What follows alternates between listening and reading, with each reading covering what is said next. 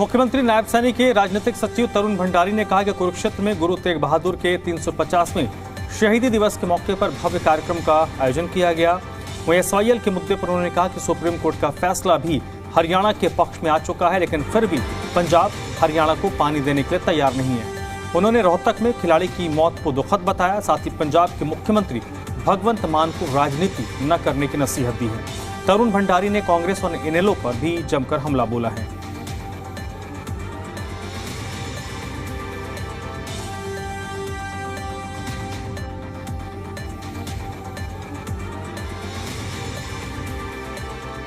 मुख्यमंत्री के राजनीतिक सचिव हमारे साथ समय मौजूद हैं, हम इनसे बात करते हैं।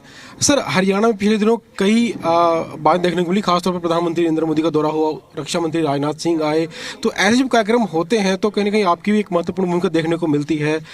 प्रधानमंत्री का जो कार्यक्रम रहा, सफल कार्यक्रम रहा, गीता जयंती में शामिल हुए, गुरु तेग बहादुर शहीदी दिवस था, एक बड़ा कार्यक्रम कुरुक्षेत्र में किया गया, तो किस तरह लोगों का उत्साह रहा और बड़ी संख्या में वहाँ पे हर धर्म के लोग जो है वो पहुँचे।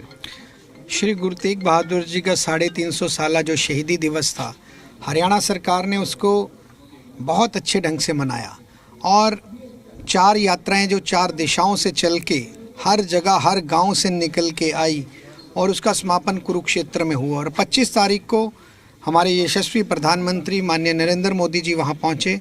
मैं कहता हूं सभी धर्मों के, सभी जातियों के लोग वहाँ पहुँच के गुरु जी के चरणों में नतमस्तक थे और उनके दिखाई हुई उनकी शिक्षाएं हैं, जो उनके रास्ते हैं, उन पे हम सबको चलना चाहिए, क्योंकि सनातन धर्म की रक्षा के लिए हमारे 9वें गुरु ने अपनी शहादत दी, वो कभी भी भूली नहीं जा सकती।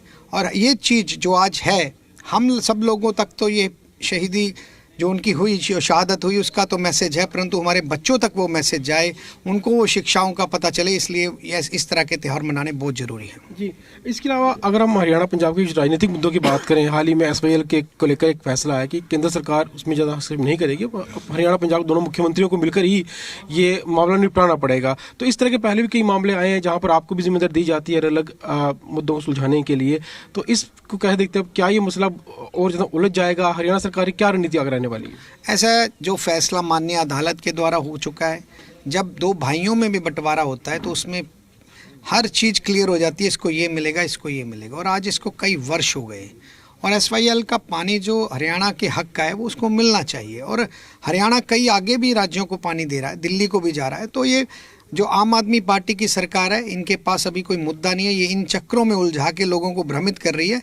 पंजाब और हरियाणा के लोग और भारतीय जनता पार्टी की दृष्टि से देखे जाएं तो सब भाई भाई हैं, पानी से सूखा किसी को नहीं रहने देते। हमारे माननीय मुख्यमंत्री जी का बयान था, जब इन्होंने पीने के पानी को रोका तो उन्होंने कहा अगर पंजाब पानी से वंचित रह जाएगा तो हम अपने हक का पानी भी उनको दे देंगे।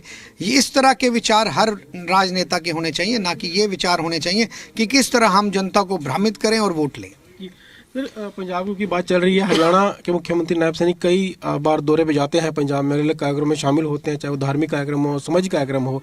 हाल ही में हरियाणा में खिलाड़ी की मौत हो गई थी, जहाँ पर पंजाब के मुख्यमंत्री आए थे। हालांकि हरियाणा भाजपा यही कहना है कि जिस तरह हरियाणा के मुख्यमंत्री वहाँ जाते हैं तो कहीं ना कहीं उस बात को देखते हुए पंजाब के मुख्यमंत्री हरियाणा में आए हैं। बिल्कुल, वो विचलित हैं, क्योंकि हमारे मुख्यमंत्री लगातार पंजाब में जा रहे हैं और हमारे शहीदों को भी नमन कर रहे हैं और लोगों को भी समझा रहे हैं कि आज पंजाब उस हालात में चला गया आपके गलत निर्णयों के कारण। पहले आम आदमी पार्टी के लोग ये सोचते थे कि हमारी सरकार बनेगी तो हम पंजाब को बहुत ऊपर पहुंचा देंगे, परंतु आज पंजाब के जो हालात हैं वो हर आदमी जानता है। पंजाब की अगर अच्छाई कोई कर सकता है या भलाई कर सकता है या विकास कर सकता है तो भारतीय जनता पार्टी कर सकती है, क्योंकि हरियाणा छोटा भाई था और हरियाणा के लोगों का मैं वोट जो देने का अधिकार है उसको उन्होंने अच्छे ढंग से निभाया। और आज 11 वर्ष हो गए, आज देखिए कितनी बड़ी नीतियाँ हरियाणा में लागू हुई। आप देखिए घर बैठे लोगों को हर चीज़ मिल रही है। अगर राशन कार्ड की बात करें, घर बैठे बन रहा है, वृद्धा पेंशन बन रही है, नौकरी घर बैठे लग रही है। अगर ट्रांसफ़र पॉलिसी की बात करो, अनेक को योजनाएं हैं। स्वास्थ्य के क्षेत्र में अगर बात करो, हम पंजाब से बहुत आगे निकल चुके हैं। तो ये सब चीज़ें अगर पंजाब में भी हमने करनी है तो आज भारतीय जनता पार्टी की सरकार चाहिए, जिसके लिए हमारे सभी केंद्रीय नेतृत्व भी, हमारे मुख्यमंत्री भी, हमारे केंद्रीय मंत्री मनोहर लाल जी भी, सब लोग इसमें पंजाब में दौरे कर रहे हैं। और आने वाले समय में भगवंत मान जी को पता है कि भारतीय जनता पार्टी कि वहाँ सरकार बनेगी, इसलिए विचलित होकर कोई ना कोई मुद्दा लेके आए। सर हरियाणा में भी आपने कई जिम्मेदारी को निभाया, सफलतापूर्वक पूरा भी किया। पंजाब में भी कोई उस तरह की जिम्मेदारी आपको मिलने जा रही है, आप उस तरह की जिम्मेदारी निभा रहे हैं?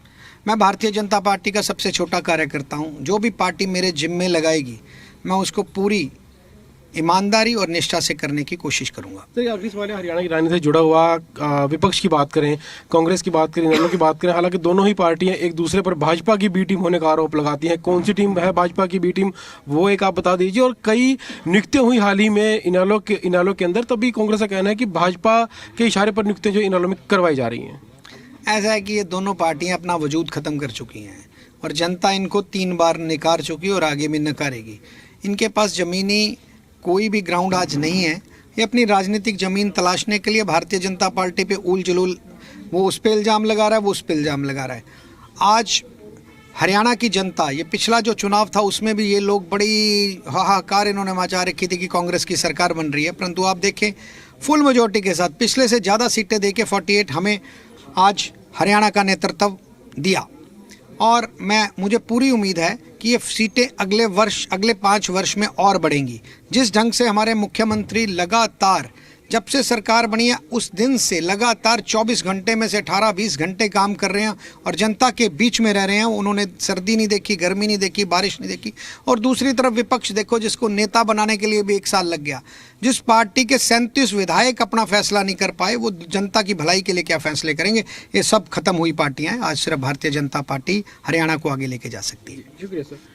तो ये थे मुख्यमंत्री की राजनीतिक सचिव तरुण भंडारी, जिन्होंने तमाम मुद्दों पर चर्चा की और पंजाब को लेकर खासतौर पर कहा कि पंजाब में इसमें जो हालात है वहाँ पर भाजपा की सख्त ज़रूरत है और भाजपा जिस तरह हरियाणा में काम कर रही है वैसे ही पंजाब में भी काम करेगी। कांग्रेस और इनेलो को लेकर कहा कि दोनों पार्टियां अपना अपना वजूद खो चुकी हैं और इसलिए तरह तरह के एक दूसरे पर आरोप लगाती रहती हैं। वीडियो जर्नलिस्ट राहुल मान के साथ विजय राणा, जी मीडिया, चंडीगढ़।